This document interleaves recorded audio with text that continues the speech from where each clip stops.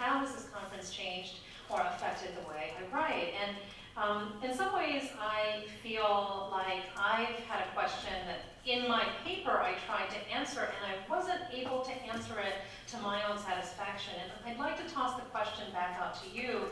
And the question, of course, is actually a very simple one, which is, what are the particularities? Why should it matter? Why should it differ that I'm, as among many identities, that I'm an Asian Americanist living in Asia? Why should I be writing something that differs from, say, something that Viet can write because he's living in Southern California? You know, what's the difference between, or Candace who's living in Hawaii? I mean, what is it that my positionality, my own sort of identity politics as an academic, what should I be doing differently? And in some ways, I don't know. So I want to ask you, and I want to ask you by delineating the ways in which I've figured out that I can't answer this question.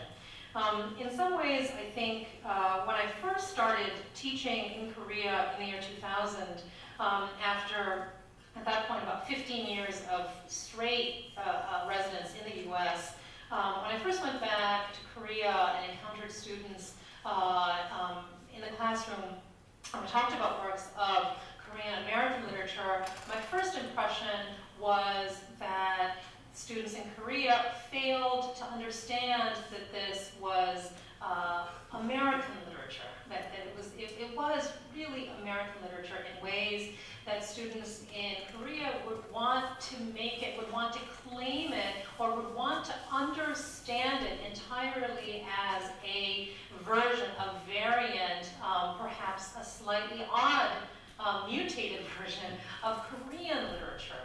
And I kept saying, well, you know, this is true and this is not true.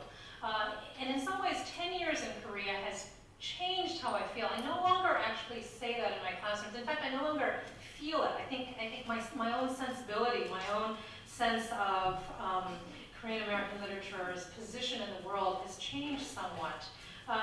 But the question that's troubled me is, I mean, Candace yesterday at lunch said, so what is a Korean reading of Foxgirl? And I actually said, well, you know, I actually gave some provisional answers, but really the answer was, I don't know. Or there isn't one, or there isn't one that's really satisfactory, or, you know, and that kind of question, what's possible? What would it look like?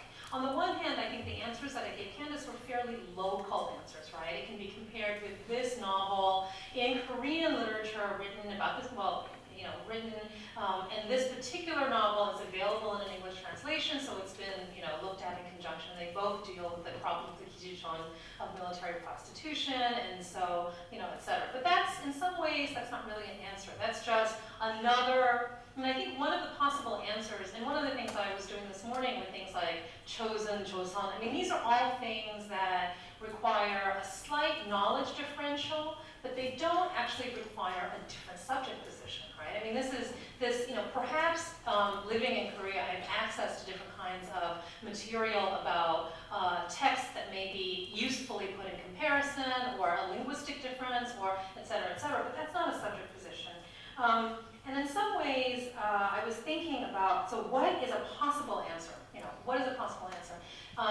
And if you think about this as a, say, critical perspective, I mean, we're all familiar, you know, if it's a Marxist reading, a feminist reading, a psychoanalytic reading, to some extent, if you master that particular mode of address or inquiry, it can be imported to any number of texts. And the model can be fairly predictable. You can actually, you know, we can spot a Marxist reading from, you know, a mile away, and we can, well, I can't do one, but, you know, we can do it if we wanted to. And I'm thinking, is an Asian Americanist logic or form of criticism based in Asia like that? I don't think so. I don't know. I don't think so. I don't know. Then I was thinking, well, does it look like, and in some ways perhaps it looks more like the difference that's historical, the difference that's sort of chronologically based. For example, I work on Dickens, and in some ways the way Dickens is read in 1890, 1940, 2010 differ. They're not different models interpretations depending on the contemporary situation, based on that different histories make for different histories of necessity make for different readings, and perhaps different locations of necessity make different readings. But in some ways, I think this is a problem because I've been so in some ways I've been asking myself this question for 10 years, for a decade. Not every day, not constantly, but occasionally, and I still don't have an answer. And on the other hand, I'm thinking, I mean, Professor Shin said, we need to read Keats. I read Dickens, it's not Keats, it's Dickens. But, and I ask myself if I ask myself this question when I work on Dickens. And to some extent, I do. I ask myself, what, as a critic of Victorian literature living in Korea, can I do? But to some extent, I've largely abandoned that question with regard to Dickens. I mean, there's only so much that, because he's, doesn't really engage with Korea, period. I mean, no matter how much I look, that's just simply not possible. So I think when it comes to my work as a Victorianist, I'm very clearly aware of the ways in which my own position in Korea, or more importantly, actually for me, my own sort of history as a migrant academic, as somebody between cultures and between countries my entire life, I'm aware of the ways in which that particular positionality affects my reading of Dickens and of Victorian literature, but I'm not sure that my living in Seoul, Korea in 2010 has anything to do with it. So I guess this is has been a very long way of saying that I need help with this question because I don't have the answer.